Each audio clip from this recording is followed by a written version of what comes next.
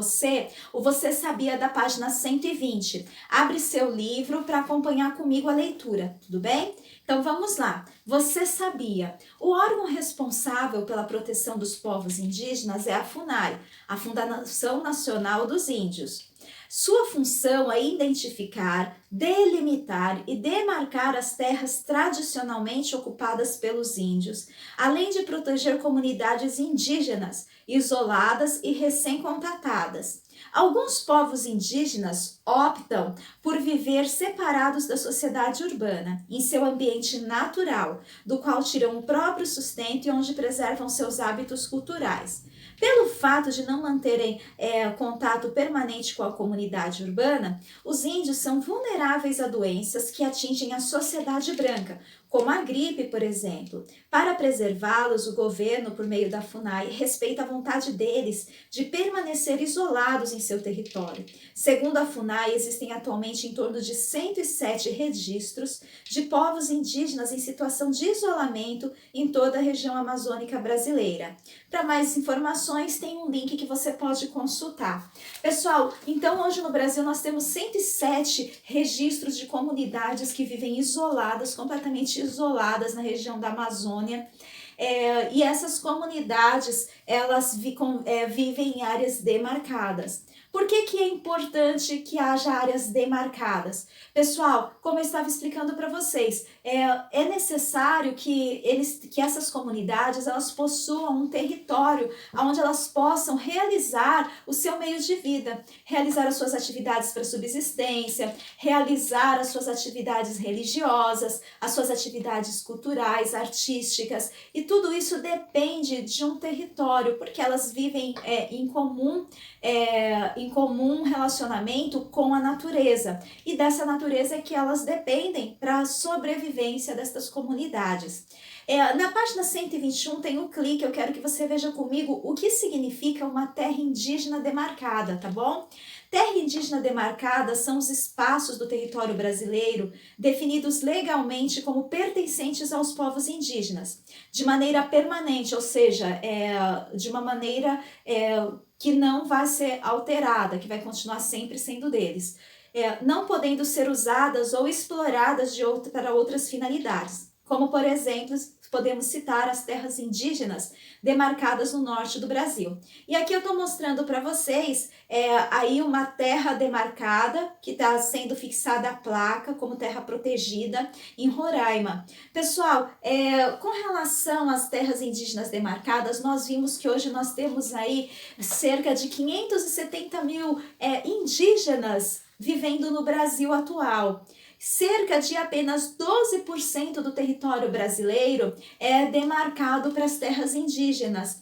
Isso faz com que muitas comunidades não tenham o mínimo necessário para que elas possam ter a sua subsistência. E além disso, pessoal, ainda há pessoas como estrangeiros, fazendeiros e outras pessoas que desejam invadir, têm interesse nessas terras para poder explorar as riquezas, como madeira, minerais, até porque essas comunidades elas mantêm um meio de vida sustentável. O que isso significa? Que elas vivem da natureza, mas elas não destroem a natureza. A natureza permanece sustentável, mesmo fornecendo meios de subsistência para essas comunidades. Então há muitas pessoas interessadas em destruir a natureza nesses locais, em obter lucros através aí da exploração dos recursos nestes locais. Então a maior parte das terras demarcadas no Brasil hoje são na região da Amazônia. Porém, existem índios em várias regiões do Brasil. Nós vamos ver aqui a distribuição das terras indígenas. Eu estou mostrando também para você aí o gráfico, onde mostra o percentual por região do Brasil. A região norte é disparado a maior parte das terras demarcadas, que tem 54% das terras demarcadas para os indígenas, fica na região norte.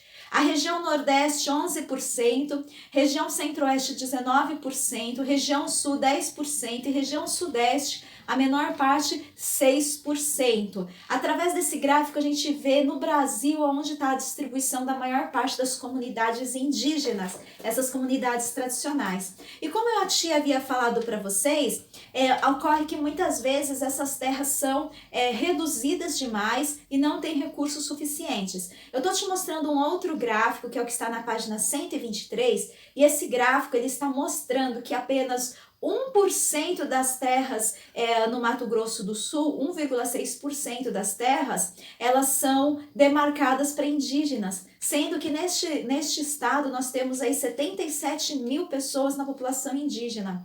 Que coisa, né? E aproximadamente 62 mil vivem nas terras indígenas e o restante não tem terra para viver e explorar. Essa situação se torna ainda mais crítica quando nós vemos a região sul. Apenas 0,1% das terras da região sul são terras demarcadas, ou seja, ali nesse 0,1% vive 39 mil indígenas, sendo que a população indígena no sul é de quase 80 mil, ou seja, muitos estão sem recursos para poder manter a sua cultura, para poder manter o seu meio de subsistência.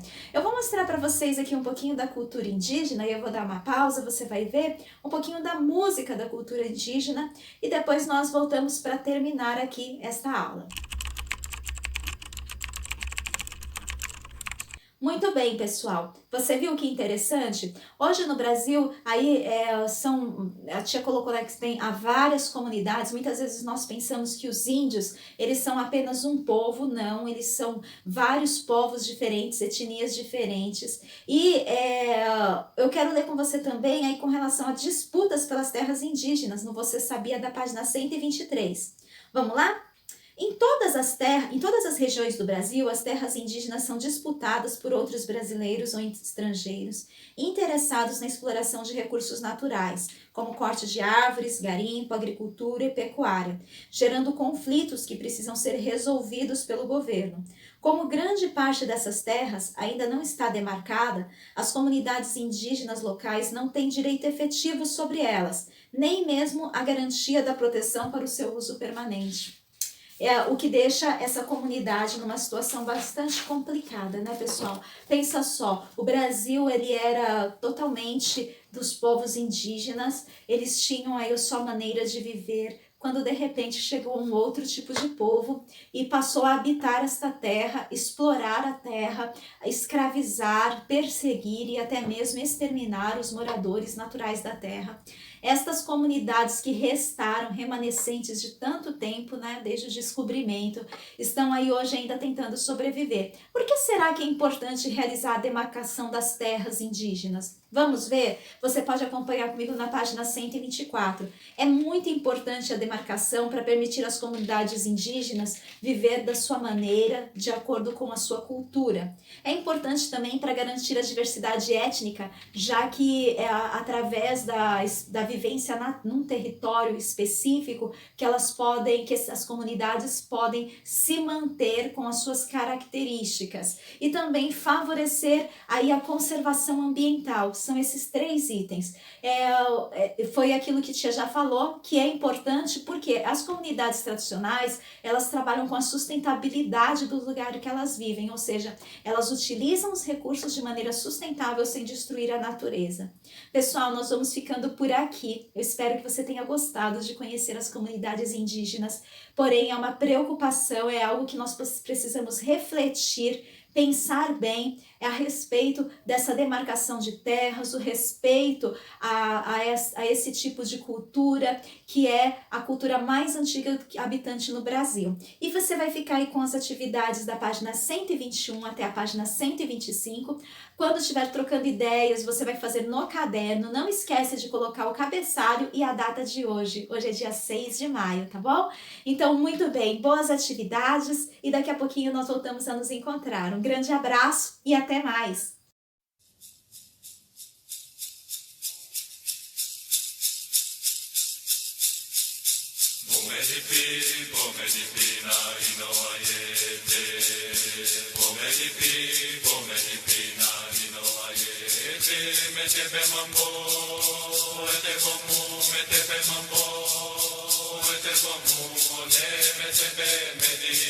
Mambo